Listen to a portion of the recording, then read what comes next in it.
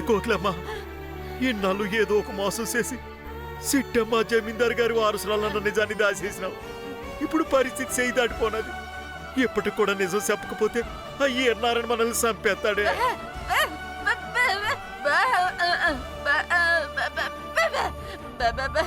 అది నిజమేనే. నిజం చెప్పకపోతే ఏర్నారని చంపేస్తాడు. నిజం చెప్తే ఆస్తి కోసం చిన్నప్పుడే ఆ పసిబిడ్డల్ని ఎత్తుకెళ్ళిన కాంతమ్మ సిట్టమ్మని ప్యానాలతో వదిలిపెట్టదు. ఖచ్చితంగా చంపేస్తుంది. ఒరే అవతారం అక్క, కోకిలమ్మ కుటుంబరావులు చిట్టమ్మ వారసురాలు అన్న నిజాన్ని ఆ వీరనారాయణకి చెప్పబోతున్నారా? నాకు తెలిసి చెప్పరక్క. ఎందుకంటే వీరనారాయణకి నిజం తెలిసిన మరుక్షణమే నువ్వు ఆ సిట్టెమ్మను చంపేస్తావు కదా. అనుమానమా? ఏ ఆస్తి కోసమైతే చిన్నప్పుడే లతని ఎత్తుకొచ్చానో అదే ఆస్తి కోసం చిట్టమ్మని లేపేయడానికి కూడా నేను రెడీ. లేదంటే అది జమీందారు గారి వారసురాలు అని తెలిసిన మరుక్షణం నుంచే ఆస్తి మొత్తం అదే లాగేసుకుంటుంది. నా చేతికి చిల్లి గవ్వ కూడా దక్కనివ్వదు. నిజమేనక్కోయ్, ఆ సిట్టెమ్మగా నిజం తెలిసిందనుకో, ఇక మన బతుకులు రోడ్డు పాలే. ఇప్పుడు ఏడు చేద్దామే? సిట్టమ్మే జమీందారు గోరి వారసురాలని చెప్పేయటమా, నిజాన్ని దాసేయటమా?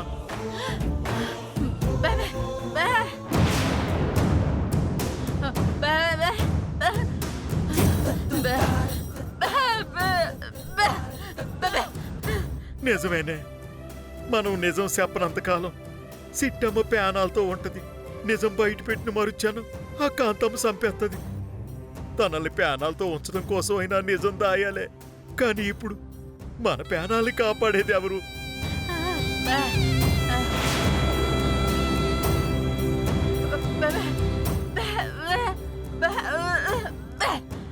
ఏర్నారని మనల్ని చంపినా బాధలేదే, కానీ మనల్ని కాపాడడానికి సిట్టమ్మ అడ్డం వస్తే సిట్టమ్మను కూడా చంపేస్తాడు. చూసావుగా, ఇందాకే భాస్కర్ని కాల్చినాడు. ఈసారి గురి తప్పదని కూడా చెప్పినాడు. ఖచ్చితంగా చంపేస్తాడే. మన కోసం కాకపోయినా మన బిడ్డల్ని కాపాడుకోవడం కోసమైనా నిజం చెప్పేద్దామే.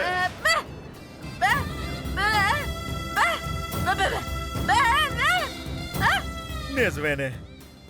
నేనే చెప్దామంటున్నాను, నేనే వద్దంటున్నాను. ఏడు చేద్దామే? చెప్పకపోతే ఆయన చేతుల్లో సావు, చెప్తే కాంతమ్మ చేతుల్లో సావు. ఏదైతే అదైనది. ఏర్నారానికి సిట్టమ్మే నీ కూతురని చెప్పేస్తాను. సిట్టమ్మను ఆయనే కాపాడుకుంటాడు. సిట్టమ్మని కాపాడే భారం ఆయనకే వదిలేస్తాం.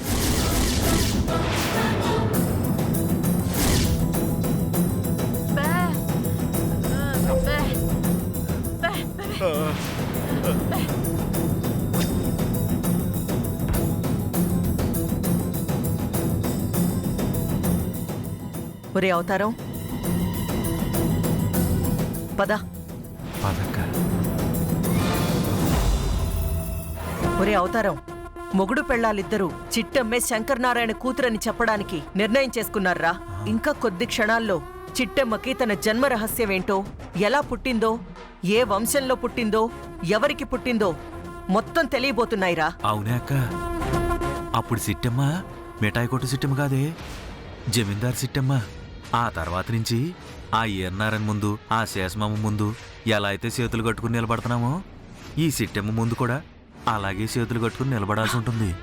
అవునరా తమ్ముడు, ఆ మిఠాయి కొట్టుది మిఠాయి కొట్టు దానిలాగే బతకాలి తప్ప జమీందార్ అవ్వడానికి వీల్లేదు. అది నా ముందు కాలు మీద కాలేసుకొని కూర్చుంటే నేను చేతులు కట్టుకొని నిలబడలేను. ఒకటి, ఆ చిట్టమ్మ అమ్మ నాన్నల్ని లేపేయాలి, లేదా జమీందారి కూతురు చిట్టమ్మ కాదనైనా నిరూపించాలి. అట్ట ఎట్టా నిరూపిస్తామక్క? కోకిలమ్మ కుటుంబరావులే స్వయంగా వెళ్ళి సిట్టమ్మ మీ అన్న కూతురని చెప్తే ఏర్నారాయణ ఖచ్చితంగా నమ్ముతాడు కదా. పిచ్చోడా, వీరనారాయణ నమ్మకుండా చేయడానికి మన దగ్గర చాలా దారులున్నాయిరా. ఏంటక్కా అయ్యి? మన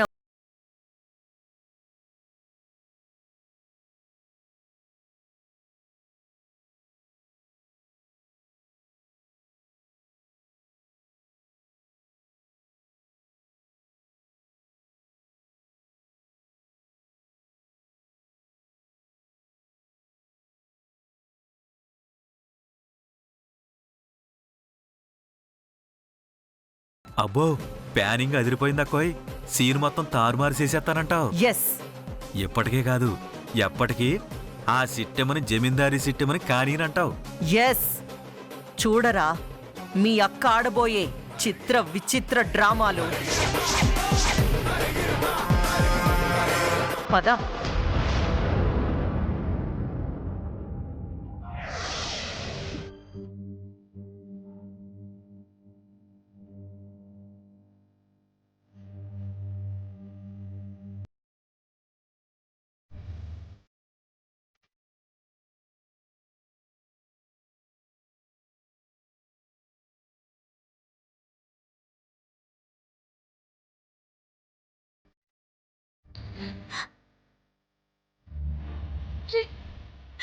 అవే నన్ను బాబాయ్కి అసలు చాలీ లేకుండా పోయింది.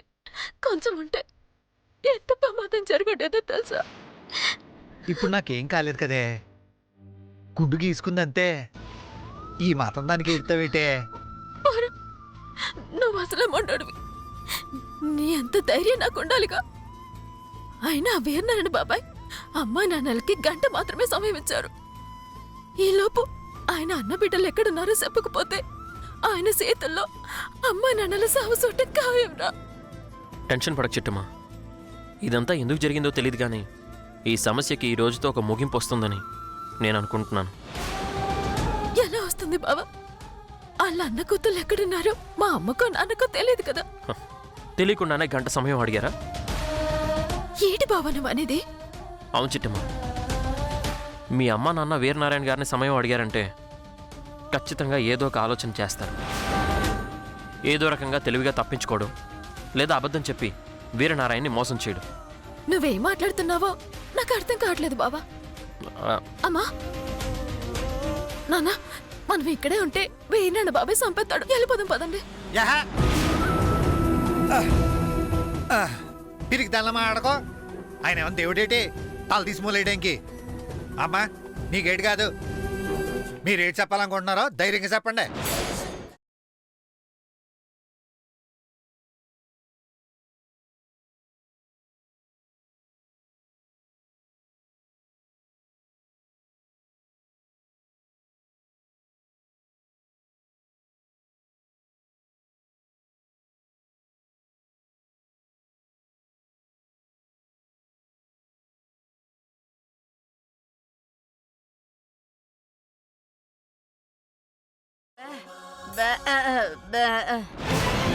ఏం మాట్లాడుతున్నావే? అవతల వీరనారాయణ బాబాయ్ మీ ప్రాణాలు తీయడానికి సిద్ధంగా ఉన్నాడు. ఇలాంటి సమయంలో కొత్త బట్టలు సింగారించుకోనమ్మంటావా? నేను కట్టుకోనే. అసలు నేను ఎందుకు కట్టుకోవాలి? అమ్మా, మీ అమ్మ నాన్న ఏం చెప్పినా నీ మంచికే చెప్తారని నువ్వు నమ్ముతావా లేదా? నమ్ముతాను నాన్న. అయితే మారు మాట్లాడుకుంటా వెళ్ళి చీర కట్టుకుని రాపో. ఈ సమస్యకి ఎంతటితో ముగింపిచ్చేద్దాం. అది కాదు నాన్న. చిట్టమ్మా, వాళ్ళు నిన్ను చీర కట్టుకొని రమ్మంది ఏ ఫంక్షన్కో పేరెంటానికో వెళ్ళడానికి కాదు. ఏదో పరిష్కారం వెతకడానికి అయి ఉంటుంది. ఇంకా ఆలస్యం చేయొద్దు, వెళ్ళి వాళ్ళు చెప్పినట్టు చెయ్యి.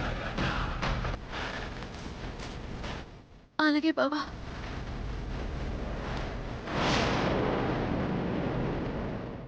ఇంకెందుకు ఎక్కడ అంత బట్టలు మార్చుకుంటే మనం వెళ్దాం పదండి.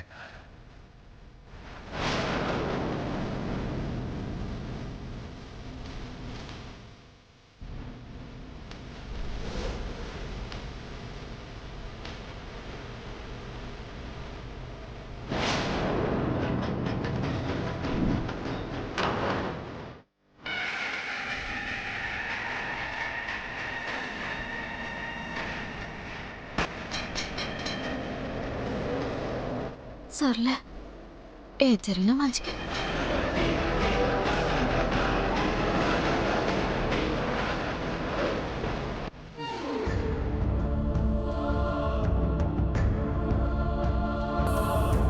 నీళ్ళు నీ మొగుడికి ఇంత ప్రమాదం జరిగితే ఎలా ఉంది భాస్కర్ని అడగడానికి? నీకు మనసే రాలేదు కదూ? నువ్వు నాకు మొగుడువైతే కదా నిన్ను పరామర్శించడానికి. ఈ మాట మనం ఈడిపోయాక చెప్పాలి, ఈడాకులు రాకముందు కాదు. నువ్వు అనుకుంటున్నావేమో మనం విడిపోలేదని. నా దృష్టిలో నీ నుంచి నేను ఎప్పుడో విడిపోయాను.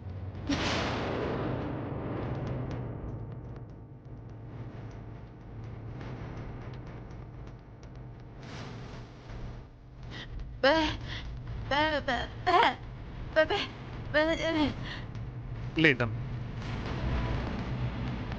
మానసికంగా నా దగ్గర నుంచి అది ఎప్పుడో ఇడిపోయిందంటమ్మా. దానికే కనుక నా మీద ప్రేమ ఉంటే నా చేతికి దెబ్బ తగిలినందుకైనా వచ్చి నన్ను పలకరించుండేది. దీన్ని బట్టే అర్థమవుతుంది నన్ను మొగుడు కాదు ఎప్పుడో వదిలేసిందని.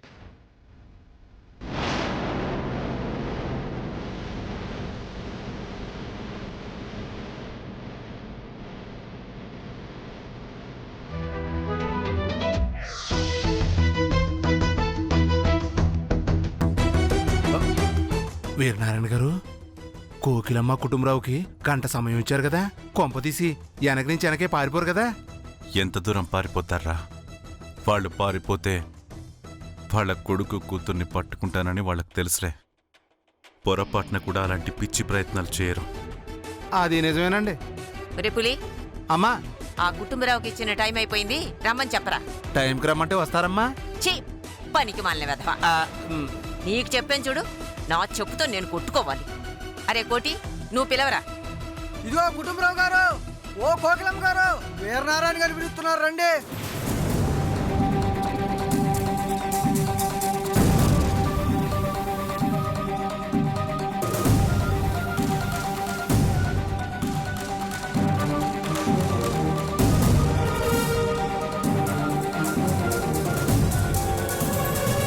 రే కుటుంబరావు, ప్రాణాలు ఇస్తున్నావా? మా అన్న కూతుళ్ళని ఇస్తున్నావా?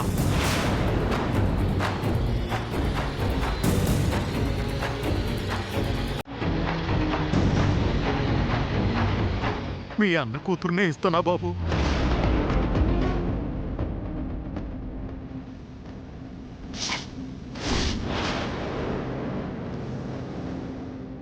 కుటుంబరావు ఏమన్నాడు విన్నావమ్మా?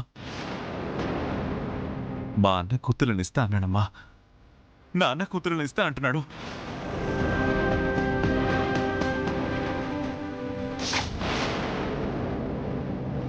ఎక్కడ ఎక్కడ మా అన్న కూతుర్లు ఎక్కడ? మా వైష్ణవిదేవి ఎక్కడ? నా మనవరాలు ఎక్కడా? నా వైష్ణవిదేవి ఎక్కడా? చెప్పు కుటుంబరావు.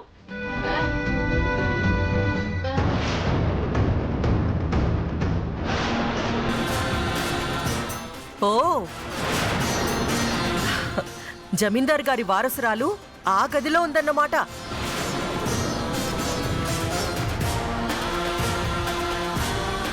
అమ్మా వైష్ణవీదేవి, ఒక్కసారి బయటికి రా అమ్మా.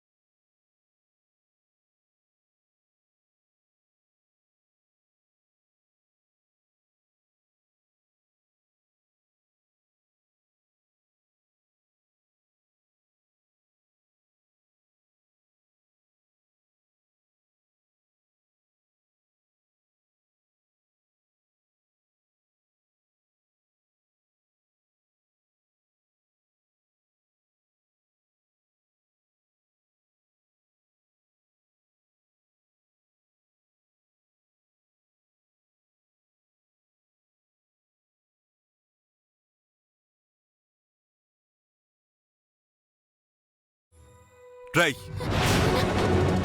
వైష్ణవిదేవి అని పిలిస్తే అట్నుంచి చిట్టెం వచ్చింది, ఇటువైపు నుంచి ఇంకొక అమ్మాయి వచ్చింది. ఇద్దరిలో మా వారసురాలెవరో? మా అన్న కూతురు వైష్ణవిదేవి ఎవరో? చిట్టెమ్మ, ఈ అమ్మాయా? మాట్లాడమేంటి కుటుంబరావు? ఈ ఇద్దరిలో ఎవరు మా మనవరాలు?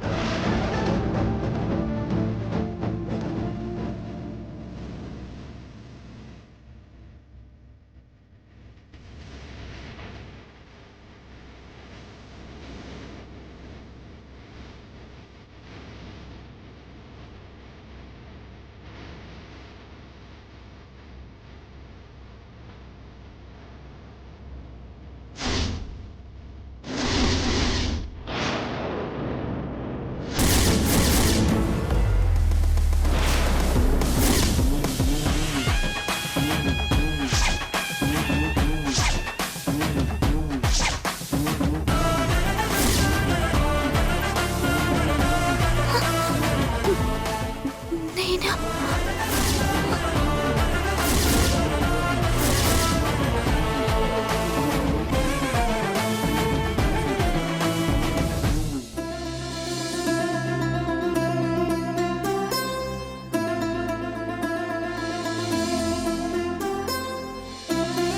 మీరు ఆశీస్సులు ఇవ్వాల్సింది నాకు కాదు, నా బిడ్డకి. వైష్ణవి వైష్ణవి వైష్ణవి నిన్ను చూస్తుంటే ఎక్కడో చూసినట్టుందమ్మా. నాకు కూడా నేను చూస్తుంటే ఎక్కడో చూసినట్టే ఉంది. నువ్వు అలా నోరారా నాన్నమ్మ అని పిలుస్తుంటే చిన్నప్పుడు తప్పిపోయిన నా మనవరాళ్ళు గుర్తొస్తున్నారమ్మా. వాళ్ళే గనుక ఉండుంటే ఇప్పుడు నీలాగే ఉండేవాళ్ళు. కాదు కాదు, అచ్చో నీలాగే ఉండేవాళ్ళు.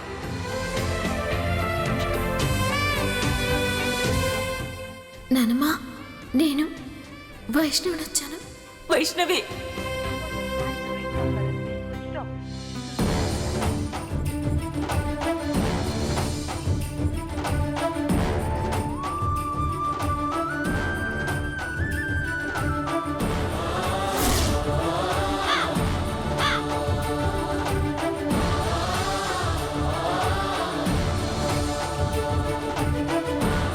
మా అన్నయ్య ఎవరో నీకు తెలీదు, ఆయన నువ్వెప్పుడు చూడలేదు.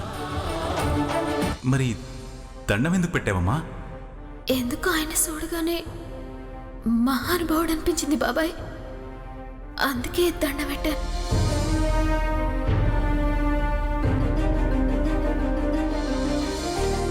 జమీందార్ గారు బిడ్డ, జమీందార్ గారు బిడ్డ. అమ్మ వైష్ణవమ్మా, ఎన్నాళ్ళు కనిపించావమ్మా? నేను చూస్తుంటే అచ్చం మా జమీందార్ గారి భార్య గాయత్రంలాగా ఉన్నావమ్మా.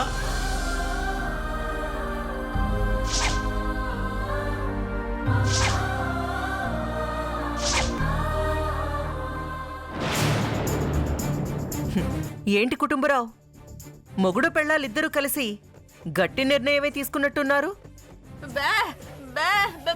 నువ్వు బెబ్బే అన్నా బొబ్బో అన్నా నిజాన్ని నా నుంచి దాయలేవు. ఆ చిట్టెమ్మ శంకరనారాయణ పెద్ద కూతురని, దానికి 4 ఏళ్ల వయసులోనే మీరు నా ఇంటి నుంచి ఎత్తుకుపోయారని మీరు చెప్పకపోయినా కాలి కిందున్న పుట్టుమచ్చే చెప్పింది. అది జమీందారు గారి వారసురాలని.